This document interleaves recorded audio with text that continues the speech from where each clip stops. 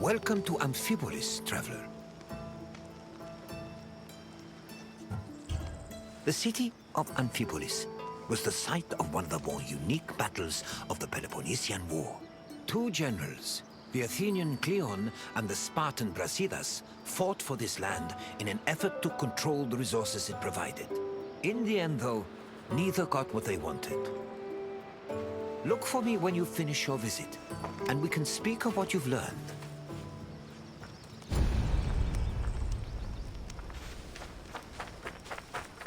The land that would come to be known as Amphipolis was originally part of Thrace, a region inhabited by formidable semi-nomadic horsemen.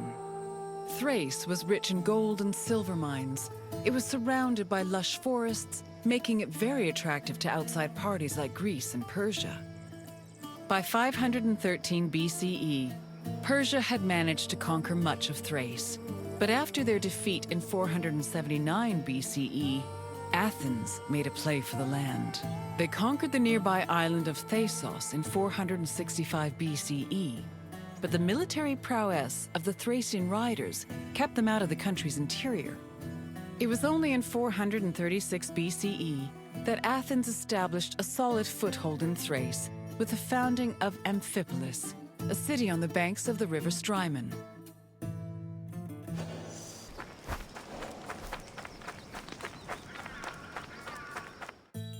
During the Peloponnesian War, the Spartan general Brasidas sought a way to subvert Athenian power across the Greek world. He set his sights on capturing the coast of Thrace, hoping to seize the resources the area provided. Brasidas knew that many of the Greeks living in Thrace hated the greed and brutality of their Athenian neighbors and decided to take advantage of the situation. He set off on an expedition to Amphipolis, accompanied by 1,000 hoplites and 700 helots, and arrived before the city in the winter of 424 BCE. At Amphipolis' ramparts, Brasidas announced that he preferred to take the city peacefully and promised to allow safe passage to any inhabitants who wished to leave, in addition to sparing those who wanted to cooperate. This proposal was well received by the city's residents, and he was able to capture Amphipolis without striking a single blow.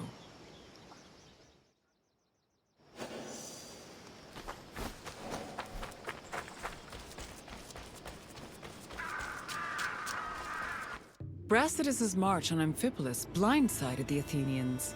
By the time they heard the news and dispatched the general Thucydides to defend Amphipolis, Brasidas had already rallied several nearby cities to help him defend the region from Athens' so-called tyranny. After half a day's journey from Thasos, Thucydides arrived at the port of Eion, but was unable to retake Amphipolis.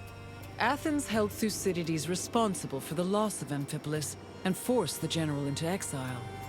In spite of Brasidas' achievements, Sparta did not send him reinforcements, which forced the general to negotiate a truce with Athens to hold on to the ground he gained.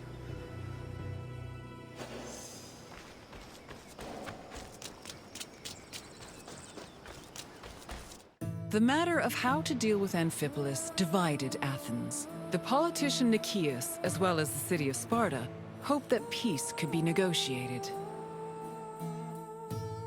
However, the popular Athenian statesman and general Cleon wanted to continue fighting the war. Indecision continued until 422 BCE, when Cleon was elected as one of Athens' strategists. This decision made it clear that the city's people were in favor of war. The truce was ended, and Cleon began his journey to Amphipolis, retaking small towns that had been conquered by Brasidas along the way. On arriving at the port of Eion, Cleon requested troops from the king of Macedonia. He also hired several Thracian mercenaries to bolster his force's numbers. Afterwards, all Cleon could do was wait for the remainder of his reinforcements.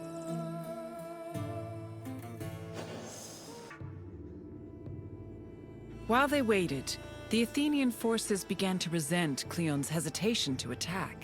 They saw him as soft and incompetent, especially compared to their opponent, Brasidas. Sensing the tension, Cleon decided to act without waiting for reinforcements to arrive. He set out from the port of Eion to observe Amphipolis, setting up a camp on a nearby hill. To Cleon's surprise, Amphipolis appeared to be completely unprotected, with no guards stationed at the city's gates and ramparts. However, the city's lack of protection was only an illusion. Even so, upon seeing this, Cleon regretted that he did not bring wooden towers, which would have allowed him to easily recapture the city.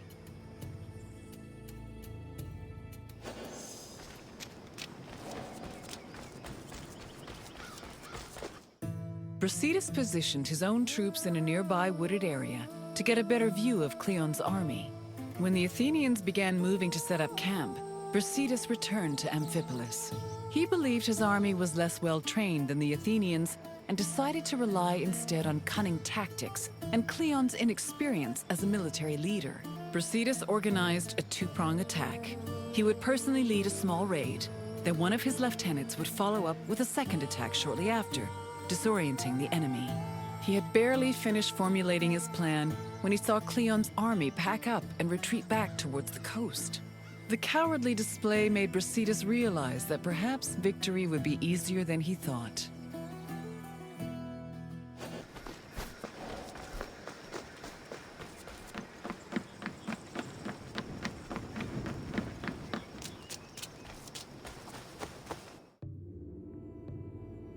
After seeing Brasidas' troops return to Amphipolis, Cleon decided to fall back to the port of Aeon and once again wait for reinforcements. Unfortunately, his exact orders were confusing and contradictory, which left the Athenian forces in disarray.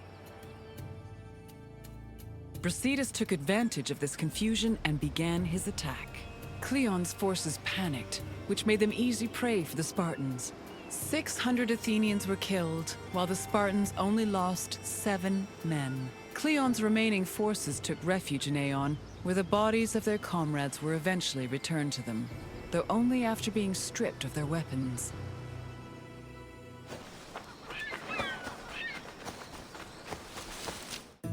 During the pitched battle between the Spartans and the Athenians, both Brasidas and Cleon were killed. The reports of their respective deaths reflect how they were perceived as military leaders. We know almost nothing about Cleon's death, other than that he was killed by a Thracian soldier. Brasidas, meanwhile, survived long enough to be taken back to Amphipolis, where he was informed of his victory.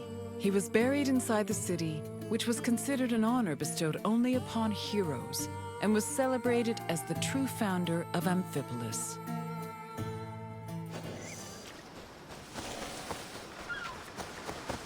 The Battle of Amphipolis temporarily put an end to the hostilities between Athens and Sparta. The Athenian forces returned to Piraeus, while Sparta called back the reinforcements they'd sent for Brasidas. The death of both Brasidas and Cleon encouraged the two cities to push for peace. The negotiations took time, but Sparta and Athens eventually agreed to return to the way things were before the Peloponnesian War. The resulting treaty became popularly known as the Peace of Nicias. Throughout the Greek world, it was mostly agreed that Sparta had lost the war, in spite of Brasidas' heroic efforts. The sentiment was rooted in the fact that Sparta had failed to end Athens' domination over Greece, something they had promised to do at the start of the war.